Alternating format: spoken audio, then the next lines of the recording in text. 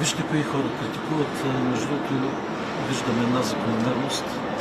Тези, които имат най-голяма вина за този дефицит, за здравето на публичните финанси, те крещят най-много и се обявяват всъщност сами срещу своя бюджет, защото това е техният бюджет. Ние всъщност продължаваме техните политики и доколкото можем в рамките на този един месец и няколко дни, в които изготвяме бюджета, да направим така, че да компенсираме всичко това, което беше заложено през последните 5 години. Има ли как да се намали дефицита в бюджета обаче? Тоест да приближим 3% бариера, които по принцип трябва да се Ние се консултирахме и с много водещи икономисти. Всички казват, това е тяхно мнение, че няма как от 7,5, повярвайте ми, то и повече. Всеки ден влизат някакви скрити сертификати, фактури, рязко да слезем за няколко месеца до 3%. Да, разбира се, можем да сега, ще ви кажа, преди малко имах среща преди Светия Синод с животновъдите. Те вече агонизират. Просто млекопроизводството в България загива. Ние сме в етапа, в който, как се казваха, тричленките или на Филип Димитров, когато стана масовото клане на животни, хората са започнали вече да го правят. Ние ще останем, знаете много добре доклада на КЗК и каква е тенденцията, ние ще останем без българско мляко. Това, което направим в момента с Министерството на финансите, ще отидат 170 милиона за помощ. Иначе този сектор умира. Имаме над 60 милиона насърчителни мерки за инвеститорите. Ние не можем да подаваме лоши сигнали към инвеститорите в България. И там ние трябва да подкрепим. Знаете и друга важна подкрепа към общините, защото това, което направиха с техните измислени приложения, да дадат свобода на общините, да ги стимулират да започват всякакви обществени поръчки за всякакви ремонти и дейности, а всъщност не са ги осигурили. Да оставим българските общини с разкопани улици, с незавършени проекти, вече чакат повече от година. Конкретно излиза на протест в понеделник Федерацията и на държавните служители искат отмяна на закона за държавните служители, считат го за безсмислен, след като ще плащат осигуровки за своя сметка. Не е безсмислен. Аз съм чул защо не ги искаха по-рано тези пари за заплати. Аз съм чул и техни мнения на техни експерти, че всъщност това е в полза на държавните служители, това, което става, защото от 2028 те ще се осигуряват на по-големи заплати. Това какво означава? Че те ще имат след време и по-високи пенсии, те ще имат по-високи обезщетения. И мисля, че се постига един много балансиран подход, така че и да има справедливост. И много ясно зададох на всички министри в правителството, най-вече Министерството на финансите, нито 1 евро да няма намаление на доход. И това е база, от която ние тръгваме. Най-сетне мога да кажа, че това е бюджетът на реалността. Ние стъпваме на здрава основа, всичко се слага на масата, всички тези номера, които се въртяха, счетоводни сметки, манипулации, екселски разигравания на таблица, тук има, тук няма, всичко това приключва. Всичко се вади и ясно се казва какво е състоянието в момента. Стъпваме на тази здрава основа и аз вярвам, че с едни разумни политики ние ще стигнем в зададен срок бюджет 3 и под 3%. И първото нещо, което правим, това е орязване на всички безумни разходи. Там, където е текло към партийни каси, към олигарси. Мога да ви кажа и от големите, но то е ясно кои са, но те имат много подизпълнители. Тези олигарси, които именно са им носили парите. Големи, безумни поръчки, 1 милиард за мантинели. Спряхме. 1 милиард за мантинели. Виждате какви мантинели са слагани по пътищата, защото знаем много ясно, че тази обществена поръчка е на нереална цена. Затова спираме. Ще има преразглеждане. Надолу вървим към някакви среден клас поръчки, примерно над 40 милиона, 47 милиона в НКЖИ за рязане на клони покрай ЖП релсите. 47 милиона. Спираме ги. Вървим съвсем надолу. Откриваме стотици безумия.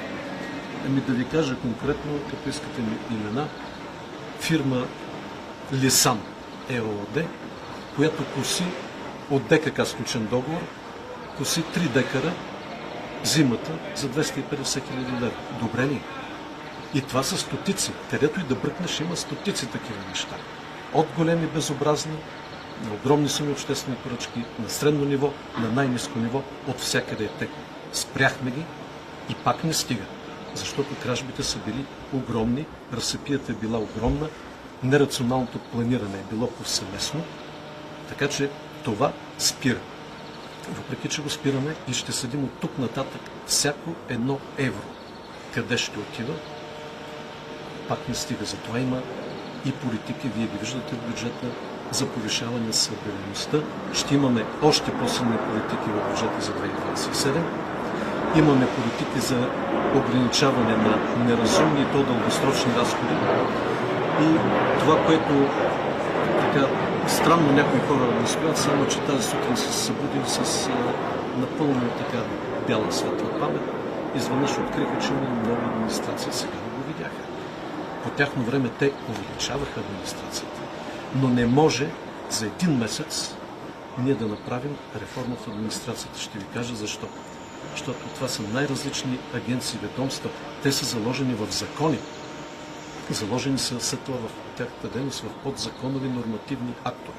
Това всичкото трябва да се напише наново, трябва да се внесе на обществено обсъждане, трябва да мине през парламента, трябва да се приеме, оттам нататък трябва да се разработят всички тези подзаконови нормативни актове и преди това трябва да имаме много ясен функционален анализ за ефективността на работата на администрацията, защото в край на краищата тази ефективност не се измерва с количеството държавни служители. Тя се измерва с тяхната способност да правят бързи, ефективни публични услуги. Не ви ли притесняват протестите и ще търсите ли диалог с синдикатите?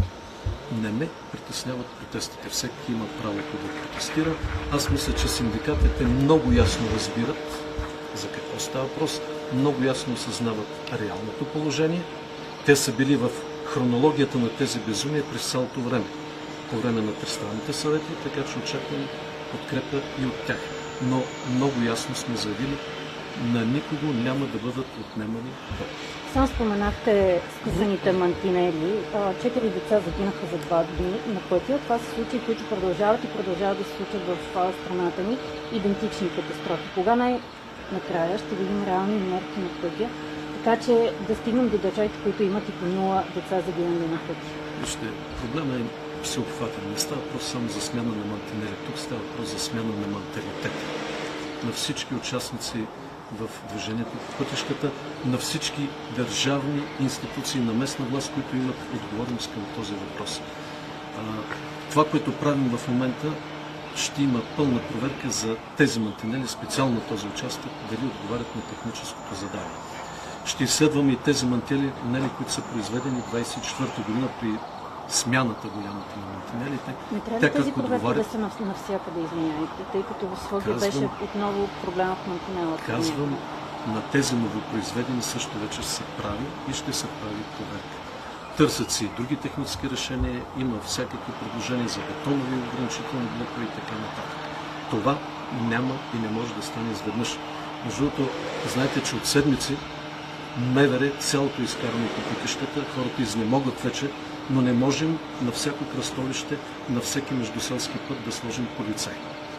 Това е процес, който е дългосрочен и тук трябва да се променят много неща. От образованието в училище, от възпитанието, от семействата, от всички контролни органи, от АПИ и правилното проектиране и строителство на пътища, защото и тук има ужасно много проблеми.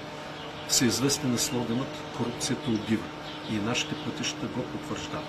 Затова ние спираме всички тези скандални обществени поръчки, сключени между другото много от тях без никакво финансово осигуряване, но след това механизма е с ПМС-та да се отпускат нови и нови пари. Извинете, само да уточним, проверка на цялата мантинела на магистрала Тракия или само в този участък? Ние ще започнем от този участък. Ще бъдат проверявани и всички други. Но тук нататък трябва да е ясно, че който строи, ще има драконовски проверки за качеството на строителство. Знаете механизма? Много от тези хора от този бранш са били притискани да връщат пари. От това страда качеството на пътищата.